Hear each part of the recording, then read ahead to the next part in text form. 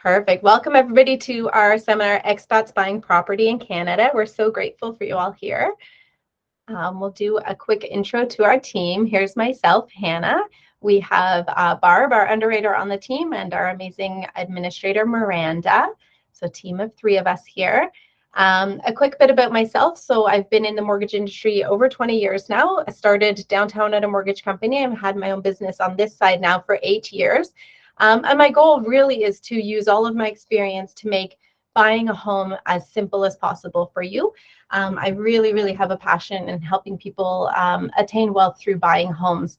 And to add to that, and I hate talking about this part, but in 2018, 2019, 2020, 2021, and 2022, we've won our local Reader's Choice Ajax Pickering Diamond Award for being the best mortgage agent here in Ajax Pickering. So we're pretty proud of that. So let's talk about why choose a mortgage agent. Now, for people living and working abroad, it's pretty simple. We make the process really simple for you, as opposed to working with one of the banks potentially. But above and beyond that, there's ongoing support and consultation. So I actually just heard from a client yesterday that the follow-up and the check-ins that we do are second to none. Like, we're always in touch with our clients, keeping track of their rate, keeping track of their maturity date, sending them birthday cards, everything. Like, our clients really matter to us. We ensure that you're getting the best rates and terms. So in the next few slides, we'll go over, options for non-residents when they're earning income abroad, but we'll look at all the lenders and discuss how to get you the best rates for what you're looking to do. And you save time because we work with most of the lenders. You don't have to have 5-6 calls with everybody. You just have the one call with us and we'll go do the research for you. And we negotiate on your behalf. So we're paired with a pretty big all-female team in Southern Ontario here. So the volume that we send to lenders gets us the best rates, which is really neat. And there's no cost to you. So our services are paid for through commission from the lender for bringing new business to them. There's no cost to you for our services. Things move really quickly. So we are working on your mortgage Monday to Friday, 9 to 5. We're always here. So while you're at work earning your income, we're here working full-time on your mortgage. You get independent advice. So although I do work for you and I do work for the lender, I'm going to tell you exactly how I feel about everything, even if it means no business for me. I'm going to be honest with you about what your options are. And expert advice, like I said, I've been doing this since I was born, basically, because I'm only 20 years old, but I've been doing this forever. And like we said, more choice means more competitive rates. And it's not just me. We've got this amazing team behind me. So when I'm on holiday, things don't stop. The team is still here. So let's go over what things would look like when you're coming to us to chat about making plans to buy a property or to chat about getting a rate hold. So the first step is the discovery call. And at the end of the call, we'll share with you the QR code so you can link to booking a discovery call. But we go over at a high level what your plans are for the property. So is it going to be a rental property? Is it something you're moving back to one day? Do you have a child going to university here and you're buying it for them? So what are your short and long-term plans for the property? That also helps me choose the best lender and the best rate, knowing what your plans are. The down payment, how much down payment do you want to do? Because we've got a few different lenders that will do a few different things. So as much as, rate is important potentially, if you can pay a slightly higher rate and put less money down, that might be a priority to you. So we go over how much you want the down payment to be and where you're going to save the down payment. And when you're going to move the down payment to Canada. We cover timeline and everything in there, so you're fully prepared and there's no surprises.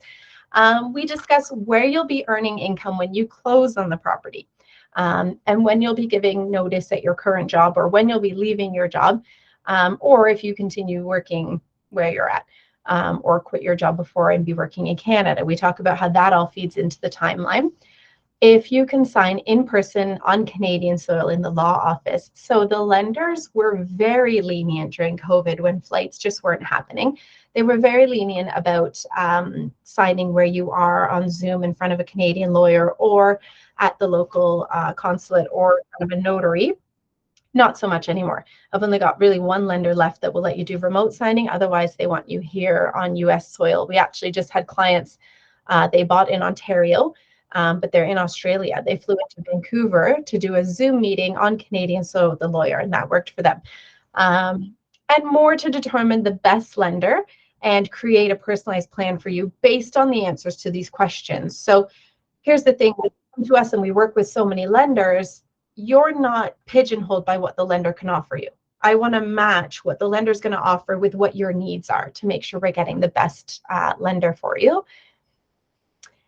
Next step, once we've got, a high level plan, we're going to proceed with reviewing your documents. So we don't like surprises here. I am the very conservative financial end of things. I love my spreadsheets.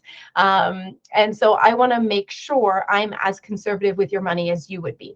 So I'm going to ask for upfront job letter and pay stub, bank statements from whatever country the money's in. If you're in the US, I'm going to ask for your social security number because I can contact Equifax and get your credit report. If you're not in the US, I'm going to ask for your credit report. If the country you're in doesn't do credit reports, then I'm going to ask for 6 months of checking account and credit card statements. They will show how you spend your money. ID, Canadian ID is preferable if you have it, that's ideal. And then information about other properties. So I need to know what we're going to cash flow. Do you own other properties? Are there mortgages, property taxes, or are you renting? I have to put the rent in like a liability, almost like a car payment. We have to cash flow that. And your last Canadian address is what I need to report to the lender and Equifax so I can pull an accurate credit report for you. So when we're going over down payment and closing costs, we're going to go over how much you need. So some lenders will allow us to get away with 20% down. Other lenders need at least 35% down. So we'll determine which lender is best for you, where you're buying the property, where you're earning your income, and see which lender guideline we fit into. How do you save that, and where should you save it? So this has shifted in the past year, which is a benefit to us. Previously, with most of our lenders, the money needed to be in Canada 90 days before closing. Now it can come into Canada in that 90 days, but we're going to need 90 days of your Canadian bank statements and 90 days of the sending account or whatever account the money was in before that. And if you've moved money around, I'm going to need all those accounts. We're tracking every penny, every dollar in there. One thing we definitely always do in our office as well is we budget for closing costs. So in Ontario, we have two different types of land transfer tax. In the city of Toronto, we have the municipal land transfer tax. They came out with that a few years back. And in the rest of Ontario and Toronto, we have the provincial land transfer tax. So there is double tax in Toronto. We're going to budget for that. We're going to ask you what city you're going to buy in, and we're going to make sure on our spreadsheet that we're calculating your land transfer tax appropriately. So when you get to your lawyer's office and they say, bring a check for X amount of dollars, there's zero surprises. You know exactly how much to bring. And hopefully, if anything, we've overestimated. So the check to the lawyer's office is less.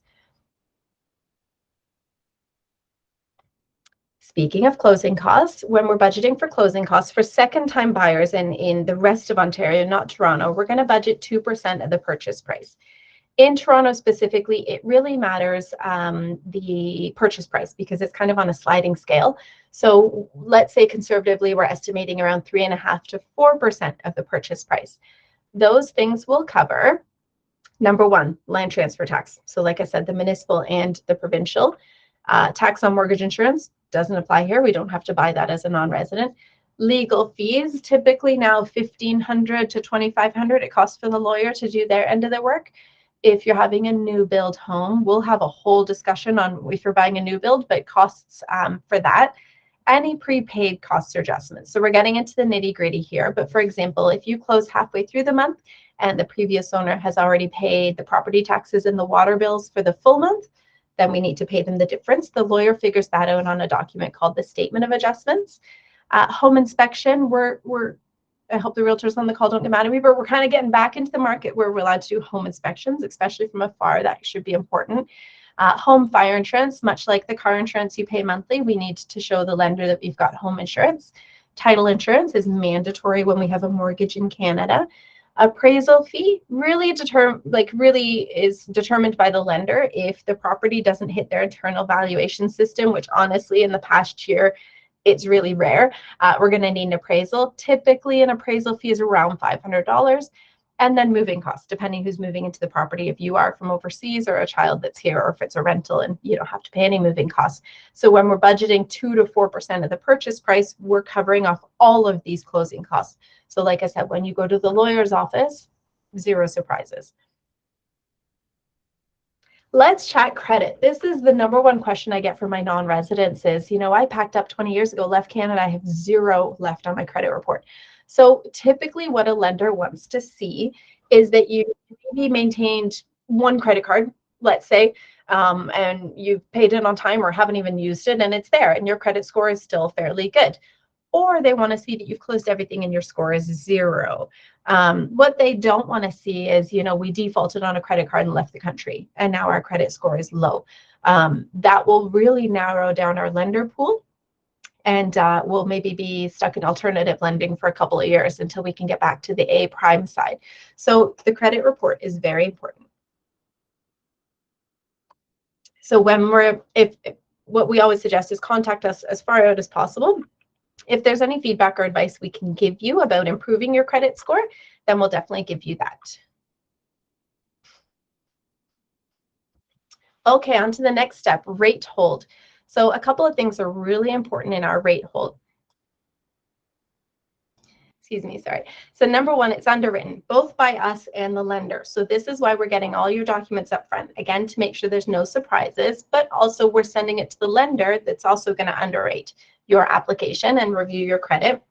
It's always today's best rate, no buffers, no, I'm going to hold a 7% for you. Nope, it's today's best rates. And we're going to hold that rate for 120 days or 4 months while you shop. So right now that's taken us right through till June, end of June, which is hard to believe with today's snow, but it's going to take us through to the end of June. And this prepares you financially for the house hunt. So what I mean by that is, based on today's rates, mortgage payments could be a little bit of a shock compared to what they were 2 years ago. So we're going to show you what $1 million home looks like with 35% down, what that actually looks like per month for your mortgage, right? And the closing costs and how much money you need for down payment. It's kind of like a dry run, right? And we copy and paste our spreadsheet right into the email to show you all the numbers. You can share that with your realtor. And what this actually does as well is speeds up the financing process when you actually buy. So again, we're getting back into conditional financing here in the GTA, which is amazing. So you potentially have 3 to 5 days to get your financing in order. We've already seen the job letter, we've seen the down payment, we've pulled your credit. Some documents may be outdated and we'll need a refresh, but otherwise we're not starting from scratch. We've already dotted our I's and crossed our T's and we're ready to go. And one really good exercise we find during the rate hold period is when you see a home you like, we say, send us a listing, and we'll show you, based on plugging the numbers into your personalized spreadsheet, what the mortgage payment and property taxes look like for that house. So you're falling in love with perhaps the kitchen and the backyard, but also understanding the numbers. And again, no surprises. My tax tips, you're going to laugh about this one. If there's anything I've learned over my past 20 years, it's to absolutely stay in my lane. So I'm not going to give you accountant or lawyer advice. If you need a good accountant or lawyer, I've got loads of them. I will send you a referral after. Just send us an email. But a lot of questions I get are around the non-resident speculation tax, or short form is the NRST. So it's increased again as of October 25th last year. It's now 25% of the purchase price. But if you're a Canadian citizen or a permanent resident or spouse of a citizen or a permanent resident, it doesn't apply to you. So do not worry about that one at all. The other one, which is fairly new, is the underused housing tax, or UHT. It's came into effect as January 1st, 2022, and it's only applies to certain situations and rarely Canadian citizens. So always, always, always be safe and ask an accountant or a lawyer to stay on top of those and get them in their corner. The most successful moves back to Canada I've seen are when the clients have a team of professionals on their side. So us, their realtor, their lawyer, their financial advisor, and their accountant, all looped into almost every email. So we're moving everything along together. Now that's it for a high level at our seminar. So if you want, you can scan this QR code to book a time to chat. This opens up Barb's and I calendars, so we can chat with you about a discovery call or email us, and we'd be happy to chat anytime.